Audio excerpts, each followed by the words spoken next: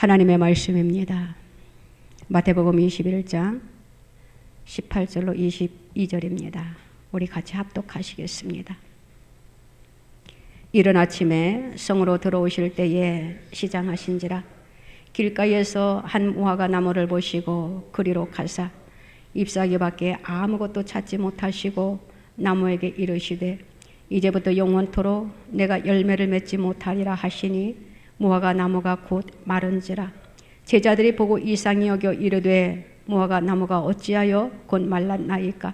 예수께서 대답하여 이르시되 내가 진실로 너희에게 이르노니 만일 너희가 믿음이 있고 의심하지 아니하면 이 무화과 나무에게 된 이런 일만 할 뿐 아니라 이 산더러 들려 바다에 던져지라 하여도 될 것이요 너희가 기도할 때에 무엇이든지 믿고 구하는 것은 다 받으리라 하시니라. 아멘. 기도드립니다. 하나님 감사합니다. 주님을 생각하면 그저 감사해서 눈물이 하염없이 흘러나옵니다. 그 은혜를 무엇으로 다 갚으리이까. 주님, 나를 구원하여 주신 주님 감사합니다. 이렇게 좋은 나라에서 살 수 있는 축복을 주신 것 얼마나 또한 감사한지요. 하나님, 우리가 이 삶이 주님 앞에 가는 날까지 영육케 하여 주시옵소서. 이 시간 우리의 예배를 주님 기쁘게 연락하여 주시옵소서. 이 시간 우리의 예배 가운데 주님 운행하여 주시옵소서. 성령이여 이 시간 강하게 역사하여 주시옵소서. 이 시간 우리의 심령 마음의 문을 여나이다. 우리에게 하시고자 하시는 말씀이 무엇인지 주님 우리에게 말씀하여 주시옵소서. 하나님을 기쁘게 해드리는 이 한 시간 되게 하시고 우리의 삶이 되게 하여 주시옵소서. 말씀을 받겠사오니 주님 말씀하옵소서. 부족하고 연약한 종 세워주셨습니다. 성령의 두루마기를 입혀 주시옵시고 대원의 영이 임하는 역사가 임하게 허락하옵소서. 하나님의 말씀을 받는 하나님의 무 백성들을 주님이 마음껏 축복하시고 하나님 유튜브를 통하여 말씀을 듣는 사랑하는 권속들도 동일한 은혜와 축복이 임하게 역사하여 주시옵소서. 가정들을 주님이 살펴주시옵소서. 그들의 마음의 소원과 기도의 제목이 주님의 이름으로 이루어짐의 역사가 있게 허락하여 주시옵소서. 감사드립니다. 주님 홀로 영광 받으소서. 예수님의 이름으로 기도드리옵나이다. 아멘.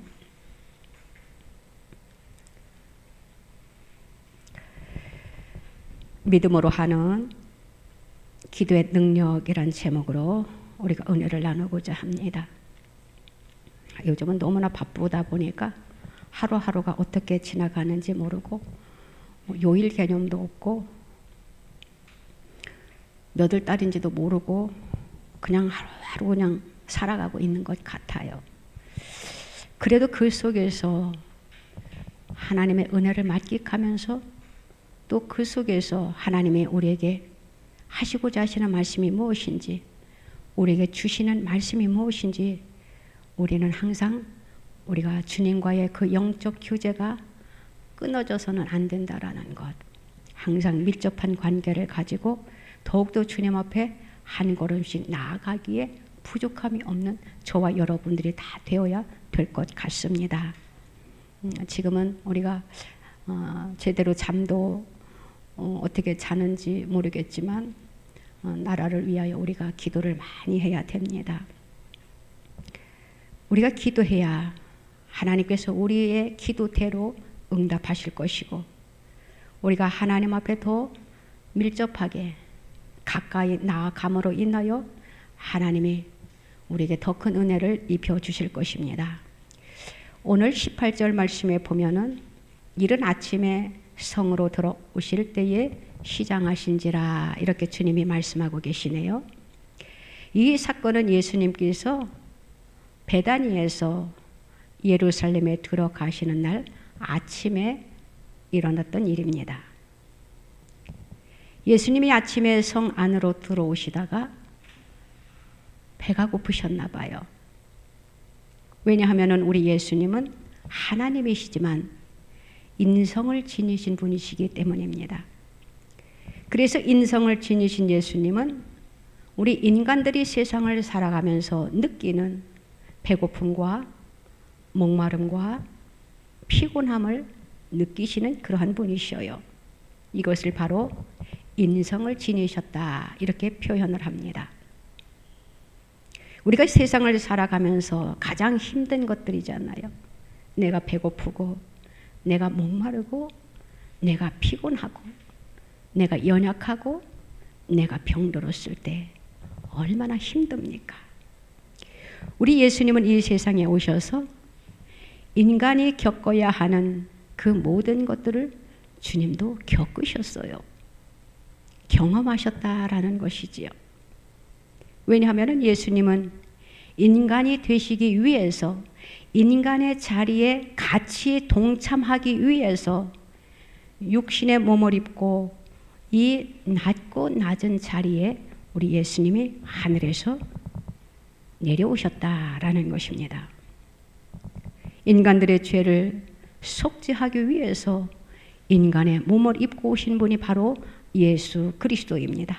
그 말씀이 바로 빌립보서 2장 7절로 8절에 이렇게 기록하고 있어요.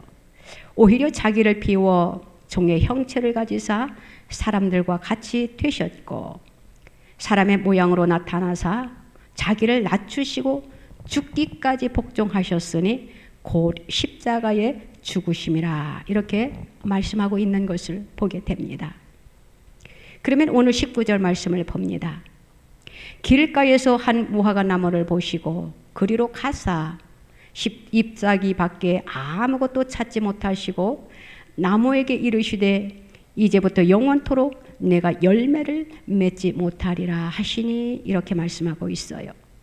그러면서 예수님이 말씀하신 그대로 무화과 나무가 곧 마르는 그러한 역사가 나타난 것을 오늘 본문에서 우리가 볼 수 있습니다.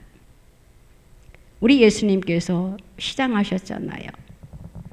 길가에 서 있는 무화과 나무를 보니까 잎이 무성했다랍니다. 그래서 그곳에서 열매를 찾기 위하여 이제는 그 무화과 앞에 섰어요. 그런데 그 무화과는 잎만 무성했지 열매가 없더라라는 거예요. 열매가 없는 무화과를 보시고 예수님의 마음이 섭섭했어요. 서운했다라는 것이지요.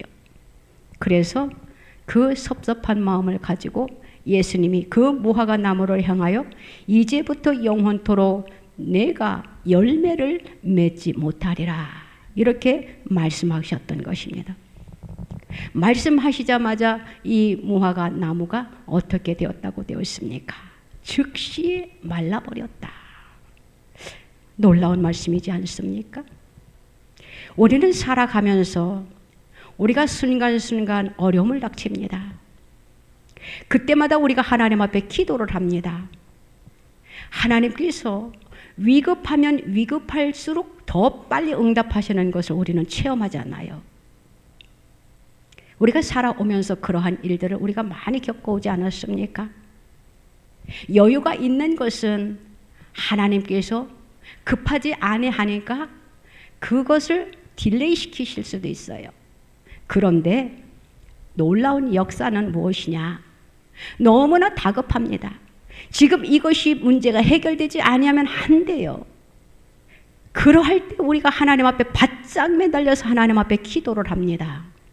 그 기도는요, 즉각 하나님께서 응답하시더라고요. 얼마나 놀랍습니까?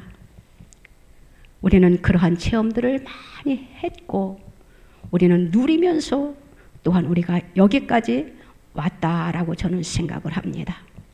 우리 예수님께서 속상하셨어요.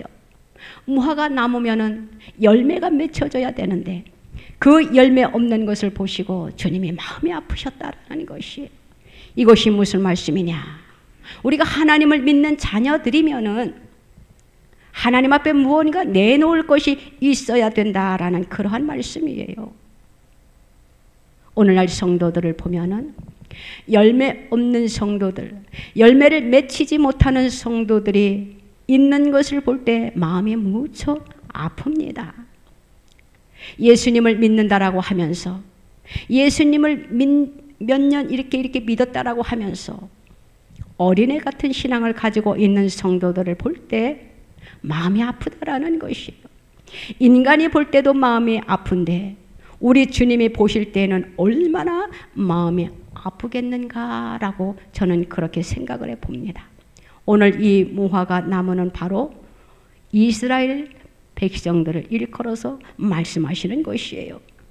이스라엘 백성들이 선민이면서도 하나님의 택함 받은 백성이면서도 하나님의 뜻대로 살아들이지 아니하니까 하나님께서 그들에게 심판의 경고를 주시는 그러한 말씀입니다. 열매가 없었다라는 것은 하나님이 바로 심판하시겠다라는 것이에요. 그것이 이스라엘 백성들에게만 주어지는 것이냐? 아닙니다. 오늘날 하나님을 믿는 저와 여러분들 또한 교회에 동일하게 주시는 그러한 말씀이에요. 우리는 각성해야 됩니다. 잎이 아무리 무성하더라도 그것이 열매가 없으면 하나님 앞에 인정받지 못한다라는 것입니다. 우리가 형식적으로 의식에만 치우쳐서 실제적으로는 성령의 열매를 맺지 못하는 그러한 성도들이 너무나도 많이 있더라는 것이에요. 요즘 우리가 매스컴을 통해서 우리가 너무나도 절실하게 체험하고 이렇게 느끼지 않습니까? 주의 종들이라고 하면서 성도들이라고 하면서 형식적으로는 의식적으로는 나 교회 다녀, 나 직분이 무엇이야 라고 하는데 그들의 심령은 어느 편에 서 있냐라는 것이에요.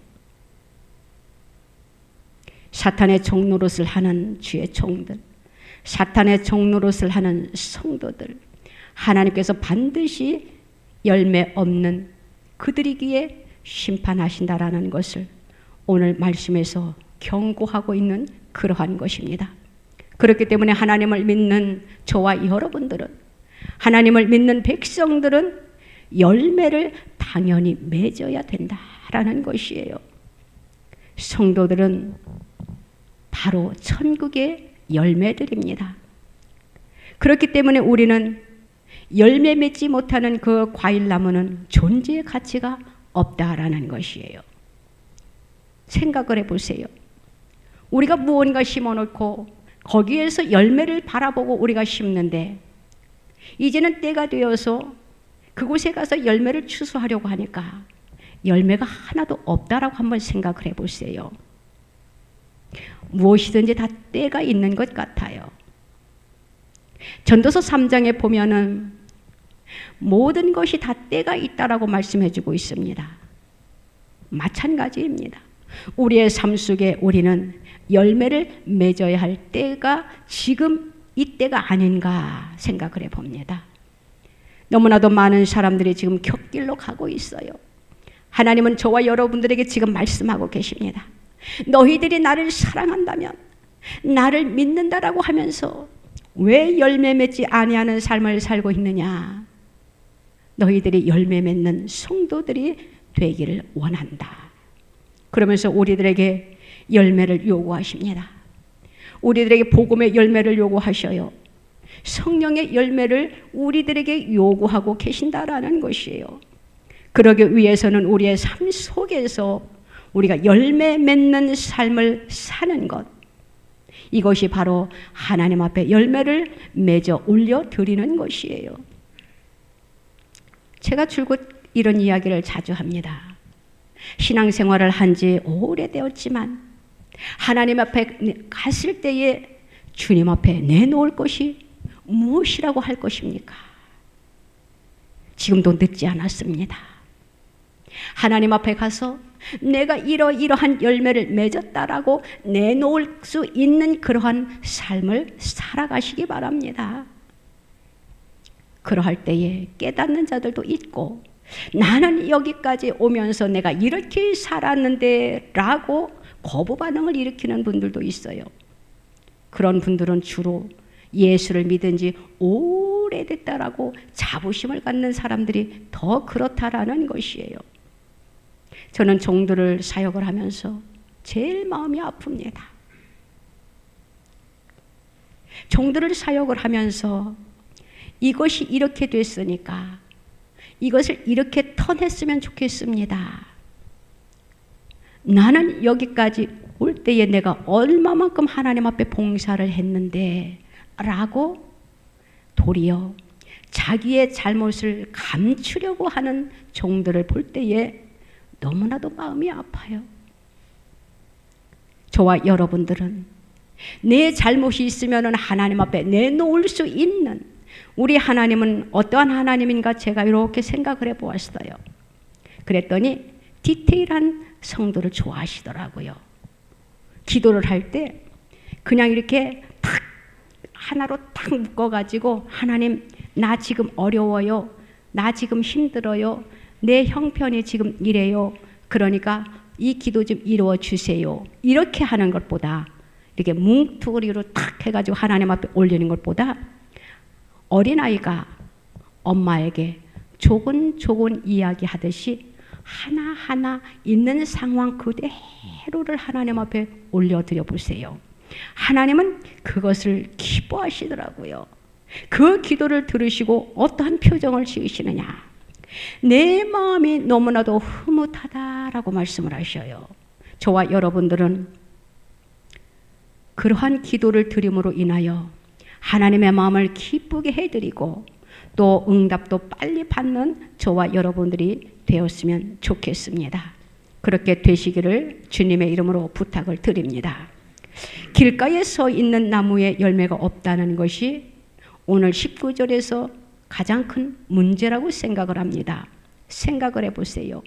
19절에 길가에서 한 무화과 나무를 보시고 그리로 가사 잎사귀 밖에 아무것도 찾지 못하시고, 이렇게 말씀하고 있잖아요.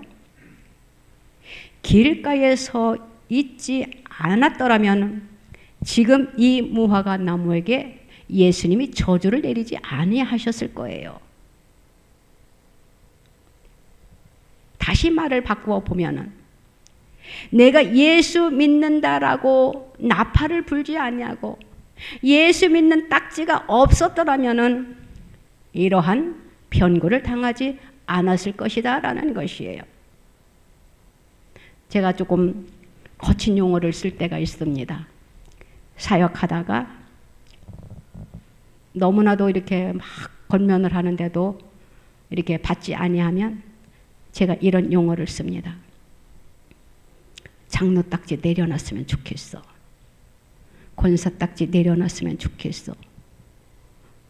이러한 용어를 제가 격하게 사용할 때가 있는데, 오늘 이 말씀이 바로 내가 예수 믿는 사람이라고만 하지 않았더라면은 오늘 이 19절의 말씀이 우리에게 적용되지 않았다라는 것이에요.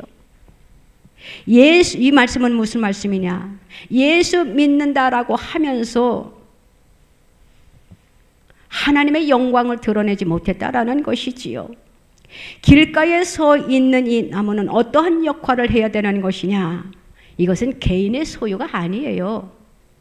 이 말씀은 많은 사람들, 다시 말하면은 가난한 사람들, 나그네들을 위해서 베풀어주는 하나님의 섭리다라는 것이에요.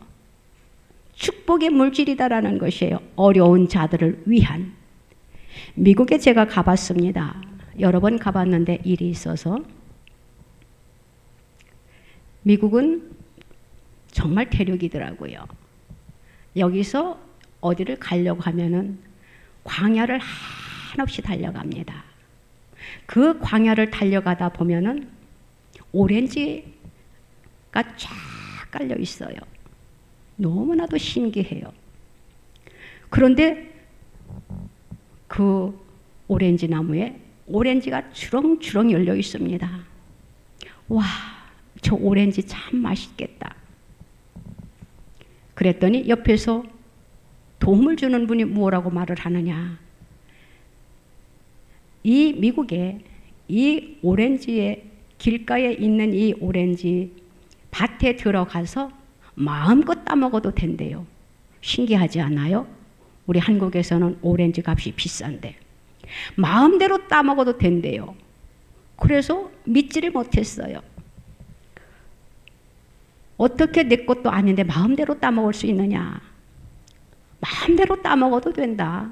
그런데 조건이 있다. 조건이 무엇이냐 물었겠지요. 밖으로 가지고 나오면 안 된다라는 것이에요. 그래서 그래 실컷 먹어도 되겠지.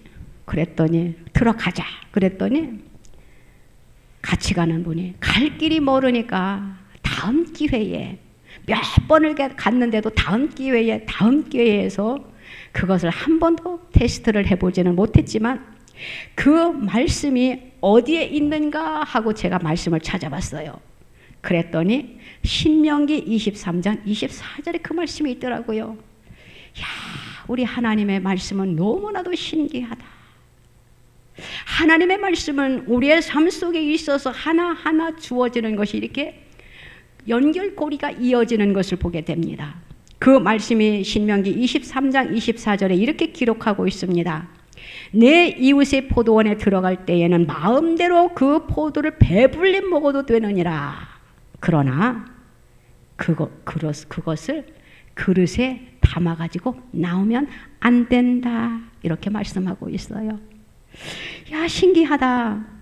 아직까지 그것을 한 번도 체험하지 못한 것이 아쉬운데 먹으면 얼마나 먹을 수 있을까 한번 이렇게 세어봤더니 기껏해야 5개 먹을 수 있겠지. 그래? 10개? 10개는 조금 그렇고 가지고 나올 수 없다.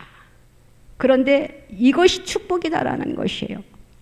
내가 그것이 거저 주어진 것이니까 그냥 집에서 큰 보따리를 가지고 가가지고 막 담아가지고 오면 안 되잖아요. 거기에 그렇게 돼 있는 것은 바로 우리 예수님이 뭐라고 말씀하셨느냐, 하나님이 뭐라고 말씀을 하셨느냐, 길가의 나무의 열매는 바로 공효물이야. 그렇기 때문에 그 공효물을 누가 사용하기를 원하고 계시느냐, 가난한 사람들과 나그네들이 없으니까. 나의 소유가 없잖아요.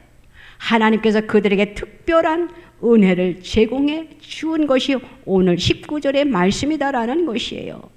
그래서 예수님께서도 배가 고프셨기 때문에 길가에 무화과 나무가 서 있어서 잎이 무성하니까 그 열매를 얻기 위해서 갔는데 열매가 없는 것을 보시고 예수님께서 말씀하셨던 것이에요.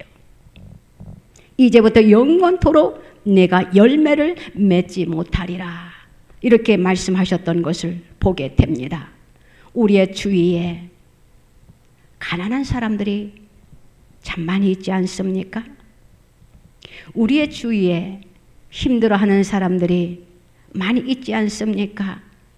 하나님께서는 이 우주 만물을 누구를 위하여 제공을 하셨습니까?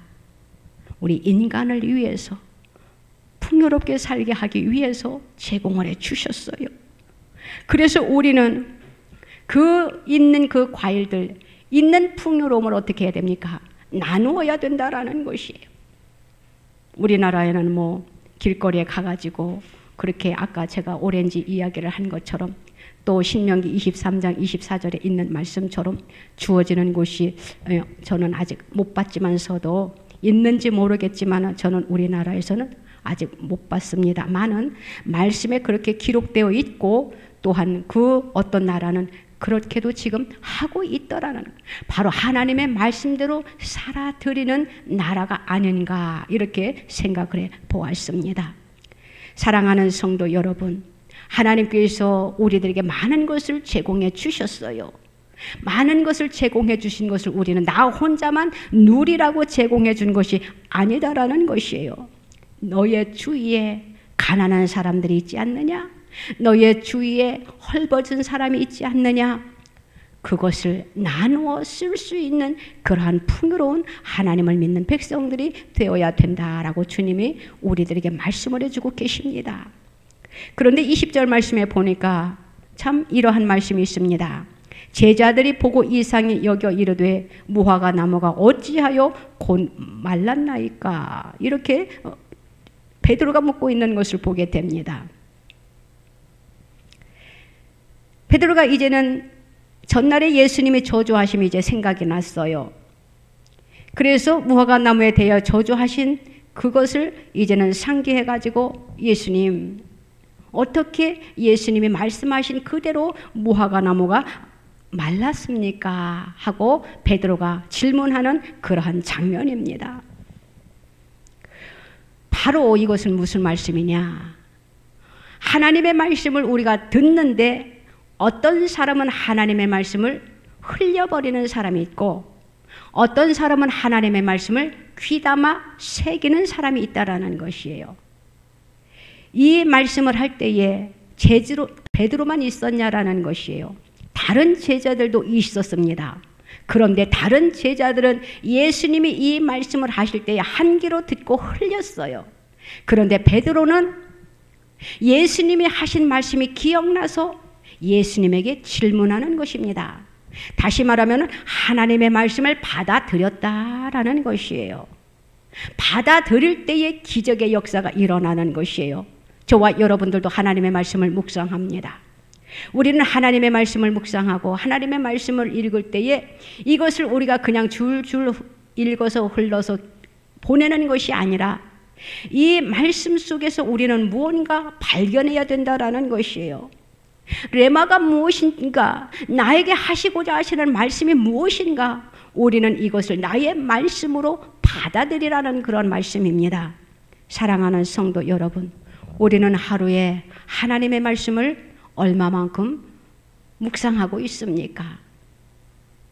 하나님의 말씀을 날마다 묵상하는 저와 여러분들이 되시기를 바랍니다. 우리 작은 아들이 그러더라고요. 엄마, 요즘 내가 잠언서를 읽는데 잠언서 그 속에서 너무나도 신비로운 은혜로운 우리의 삶 속에 주어지는 그 모든 것들이 다 제공되어 있는 것 같아요. 그런데 신기한 게 더 무엇이냐면은 엄마가 설교할 때, 엄마가 말씀하실 때에, 엄마가 말할 때에 한 것들이 성경에 다 기록되어 있더군요. 이러더라고요. 그것을 인지하라니? 하나님의 말씀이야. 하나님의 말씀을 아멘으로 받아들이고 말씀을 흘려보내면 안 되고 그 말씀 속에서 나에게 하시는 말씀이 무엇인지 내 말을 잡아라라고 했어요. 그랬더니 저 지금 그렇게 생활하고 있습니다. 하나님의 말씀을 읽으면 읽을수록 오묘하고 더 놀라운 것을 제가 체험을 합니다. 이런 이야기를 하면 그 부모의 마음이 어떻겠습니까? 뿌듯하잖아요. 왜냐하면은 그 속에 하나님의 말씀이 하나하나 심어지고 있구나. 이 하나님의 말씀이 내 속에 하나하나 심어지고 채워지면은 우리는 그릇된 길을 갈 수 없다라는 것이에요. 바른 길로 갈 수밖에 없다라는 것이지요. 하나님의 뜻대로 살 수밖에 없다라는 것입니다. 믿음대로 사는 것이지요. 바로 믿음으로 행하는 그 속에 기적이 일어나기 때문이에요. 바로 21절 말씀입니다. 예수께서 대답하여 이르시되 내가 진실로 너희에게 이르노니 만일 너희가 믿음이 있고 의심하지 아니하면 이 무화과 나무에게 된 이런 일만 할 뿐 아니라 이 산더러 들려 바다에 던져지라 하여도 될 것이요. 이렇게 기록하고 있어요. 놀랍지 않습니까? 우리 예수님은 제자들의 그 당시 유대인들에게 없었던 믿음을 지금 제자들에게 지금 가르쳐주고 있는 그러한 말씀이에요.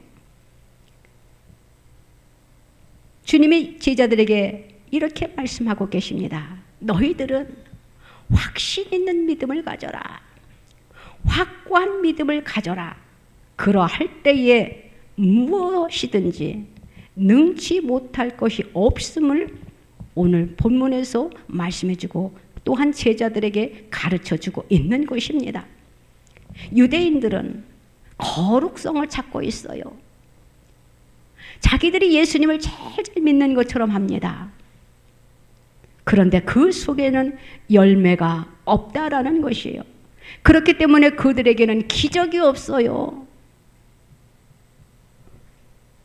유대인들이 기적을 일으켰다라는 말씀 어디에 있습니까? 그들은 겉으로만, 형식적으로만, 의식적으로만 그들이 하나님을 섬긴다라고 했던 것이에요. 그래서 예수님께서 그들을 향하여 독사의 자식들아라고 책망하셨던 것을 보게 됩니다. 오늘 이 시대에 한국 교회에 주님이 지금 우리들에게 책망하고 있는 그러한 말씀은 아닌가. 우리가 경성하면서 우리의 자신을 돌이켜보면서 우리가 믿음 위에 바로 서야 된다라는 것입니다. 그러하기 위해서는 우리는 하나님의 말씀을 확실하게 내가 붙잡아야 된다라는 것이에요. 참된 믿음을 갖고 있을 때에 우리가 그 믿음을 가지고 기도할 때에 기적이 나타난다라는 것이지요. 믿음을 갖고 기도할 때에 표적이 나타나는 것이에요. 우리 임마누엘 교회 성도들은 많지는 않지만 하나님께서 우리들에게 은혜를 입혀 주셨습니다. 그래서 우리는 하나님의 일을 기쁜 마음으로 사역을 하고 있습니다. 그 속에 하나님께서 또한 놀라운 오늘 21절의 말씀들이 우리의 삶 속에서, 우리의 사역 속에서 우리는 일어나고 있는 것을 우리는 체험하고 있습니다. 하나님의 말씀은 지금도 살아 역사하십니다. 어떤 사람들은, 특별히 주의 종들은 이런 말을 합니다. 사도행전에 일어났던 그 놀라운 역사들이 그 사도행전 시대에만 일어났지 지금 이 시대에는 일어나는 것이 아니다라고 탁 단정 짓습니다. 주님이 보시고 뭐라고 하실까요? 우리 하나님은 어제나 오늘이나 영원토록 동일하신 하나님이십니다. 어제나 오늘이나 영원토록 동일하신 그 하나님은 우주 만물을 창조하신 그 기적의 역사가 지금도 계속 진행형이라는 것이에요. 우리는 진행형을 우리는 믿으시기를 바랍니다. 믿는 저와 여러분들이 되시기를 바랍니다. 기도할 때에 하나님께서 이러한 놀라운 역사를 일으키신다라고 말씀을 하셨어요. 산을 들어 바다로 옮기는 그러한 능력을 발휘할 수 있는 그 능력을 저와 여러분들에게 주신다라는 것이에요. 주신다라고 하는데 왜 믿지 못합니까? 왜 말씀을 붙잡지 못하냐라는 것이에요. 사역을 하면서 안타까울 때가 너무나도 많이 있어요. 왜 말씀을 붙잡지 못할까? 말씀을 붙잡으면 하나님이 일을 하실 텐데 우리 예수님도 우리들에게 믿음을 계속 강조하십니다. 그래서 예수님도 치유할 사역하실 때 이렇게 말씀하셨잖아요. 믿음대로 될지어다. 놀랍지 않습니까? 저와 여러분들도 사역 속에 믿음대로 될지어다라고 선포하는 저와 여러분들이 되시기를 바랍니다. 믿음대로 될 거예요. 그 사람이 믿음이 크면 반드시 크게, 적으면 더디 이루어지겠지요. 우리는 큰 믿음을 소유하는 저와 여러분들이 되시기 바랍니다. 우리 주님은 말씀하셨어요. 너희가 기도하는 것은 내가 다 응답해 주마. 응답해 줄 것이니까 기도하다 포기하지 말고 낙심하지 말고 끝까지 붙잡고 기도하라고 주님이 말씀을 하십니다. 그 말씀이 오늘 22절 말씀이지요. 너희가 기도할 때에 무엇이든지 믿고 구하는 것은 다 받으리라. 이렇게 말씀을 하셨어요. 이 말씀을 믿는 저와 여러분들이 되시기를 바랍니다. 무엇이든지 기도하고 구하는 것은 받은 줄로 믿을 때 구하는 자에게 그대로 응답되어진다라는 것입니다. 우리 예수님이 이 믿음을 얼마나 강조하시는지 모릅니다. 성경에서 말하는 믿음은 결코 우리 스스로가 믿지 않는 것을 억지로 믿으라고 강요하지는 않습니다. 하나님은 우리에게 믿음을 제공해 주셨어요. 그런데 내가 이 믿음을 받아들이면 내가 축복이고 이 믿음을 받아들이지 아니하면 그것이 축복이 될 수 없다라는 것이지요. 또한 우리가 기도할 때에 조심해야 될 것이 있습니다. 조심해야 될 것이 하나님의 말씀 어디에 있는가 하면은 야고보서 4장 3절입니다. 구하여도 받지 못하면 정욕으로 쓰려고 잘못 구하기 때문이라 이렇게 말씀했어요. 우리가 하나님 앞에 무언가 열심히 구합니다. 그런데 어떤 기도? 우리는 먼저 그 나라와 그의 의를 구하라고 했어요. 그러면 이 모든 것을 너희에게 더하시리라고 말씀하셨습니다. 그런데 하나님의 의보다는, 하나님의 나라보다는 우리가 이 땅에 사는 것에 급급해가지고 하나님 나에게 물질 좀 많이 주세요. 내 자녀들 좀 이렇게 되게 해주세요. 내 무엇을 막 열거하면서 잘 되게 해주세요. 그것도 중요합니다. 그렇지만 하나님께서는 먼저 그 나라와 그 의를 구하라. 그리하면이라고 하셨습니다. 그리하면 이 모든 것을 너희에게 더하시리라. 너희가 구하지 아니한 세상을 살아가면서 필요한 그 이상의 것까지 하나님께서 우리들에게 제공해 주신다라는 것이에요. 이것이 얼마나 놀라운 비결입니까? 이 속에서는 바로 우리가 하나님의 말씀에 순종해야 된다라는 것이에요. 순종에 따를 때에 하나님이 역사하신다라는 것이지요. 순종에 따를 때에 그 속에 하나님께서 순종을 전제로 하여 우리의 기도를 들으시고 우리의 기도에 하나님께서 응답해 주신다라는 것입니다. 사랑하는 성도 여러분, 우리가 신앙생활을 하면서 항상 좋을 수만은 없습니다. 사실 신앙생활이 얼마나 힘든지 몰라요. 그래서 어떤 사람들에게 전도를 하면은 교회에 가면은 이렇게 해야 되잖아요. 맞아요. 교회에 가면은 하나님 앞에 예배 드리는 시간에 나와서 예배도 드려야 되고 삶 속에 주어진 그 모든 것들에 우리는 하나님 앞에 감사하니까 하나님 앞에 감사도 우리가 하나님 앞에 올려야 되고 진짜 따를 것들이 우리는 너무나도 많이 있어요. 그래서 사실 힘들어요. 그런데 그것을 우리가 힘들다라고 하면 안 됩니다. 우리가 세상에 태어날 때에 우리가 가지고 나왔냐라는 것이에요. 가지고 나온 것이 아무것도 없어요. 지금 우리가 누리고 있는 것은 모든 것이 다 하나님의 은혜입니다. 그 하나님의 은혜에 우리가 감사하지 못하면 안 되잖아요. 감사하는 저와 여러분들이 되시기를 주님의 이름으로 부탁을 드립니다.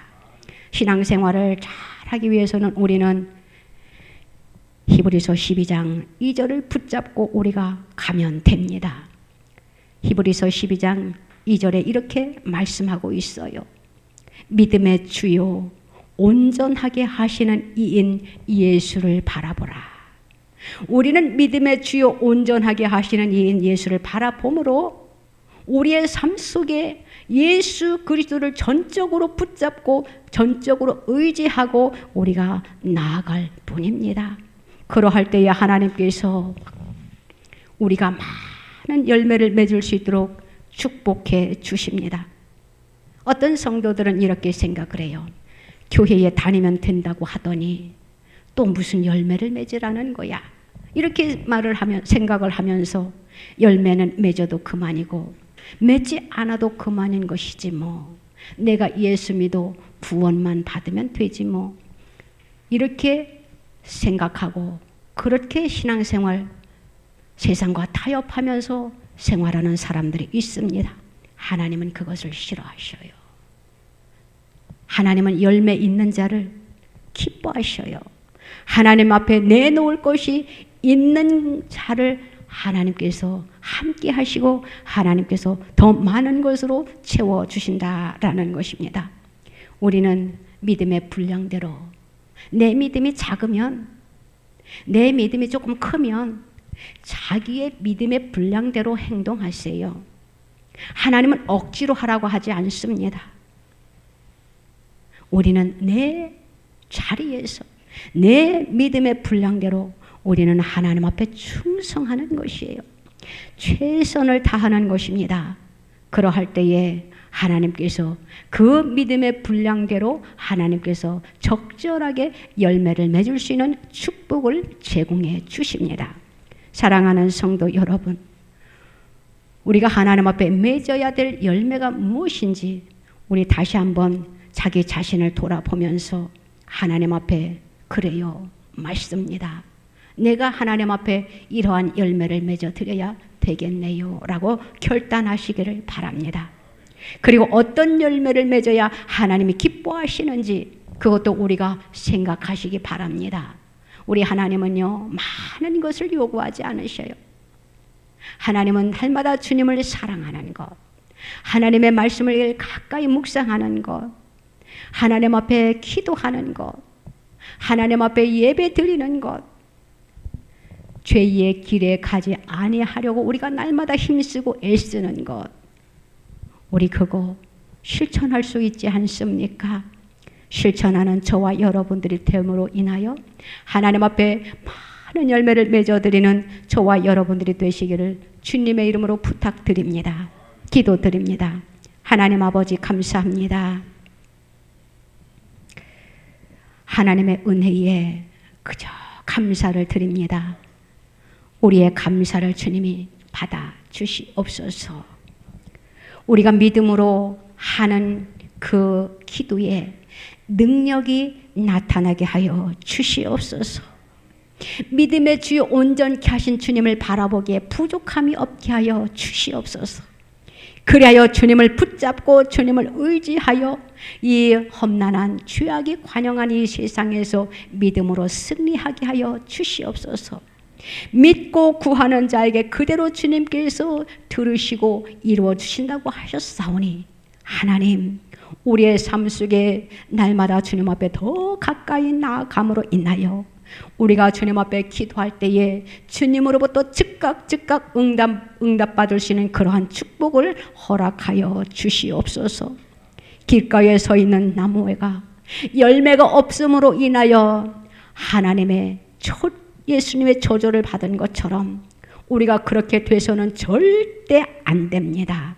주여, 열매를 맺어 드릴 수 있는 하나님의 백성들이 되게 하여 주시옵소서. 이웃을 돌아보게 하소서. 어려운 사람을 돌아보게 하소서. 힘든 사람의 손을 잡아줄 수 있는 자가 되게 하여 주시옵소서. 그리하여 선한 사업에 힘쓸 수 있는 하나님의 백성들이 되게 하여 주시옵소서. 주님 감사합니다.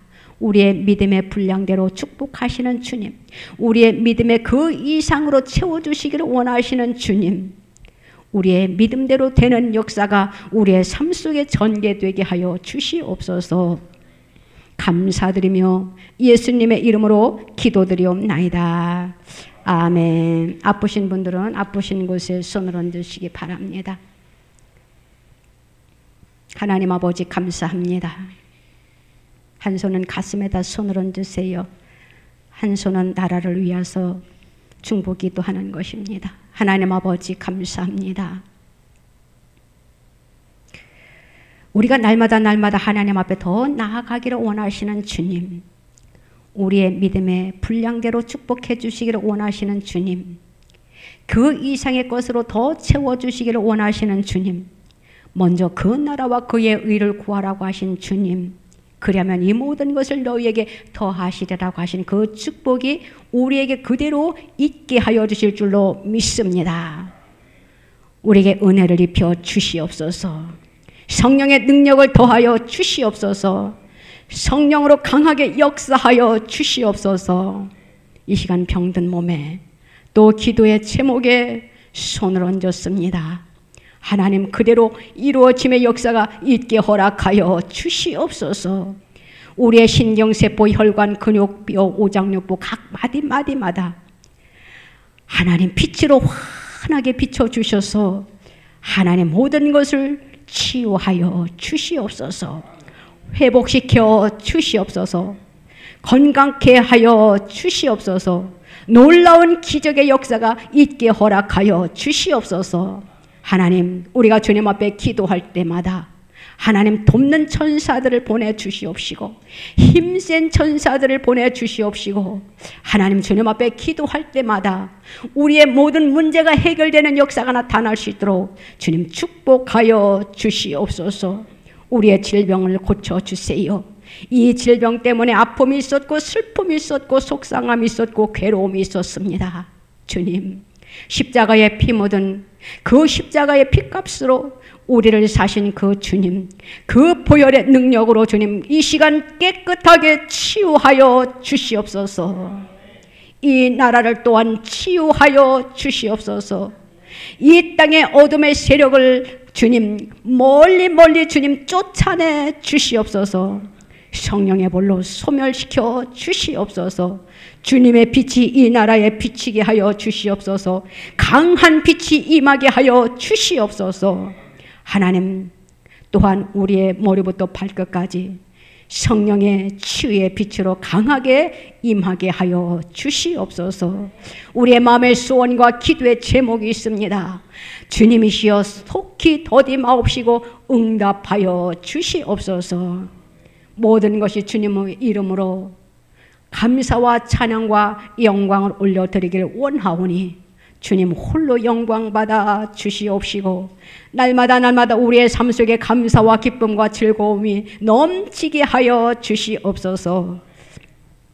우리의 기도를 들으시고 그대로 이루어 주시기를 원하시고 또한 모든 것을 주님이 해결해 주신 줄 믿고 감사를 드리오니 우리의 이 감사를 주님 기쁘게 연락하옵소서.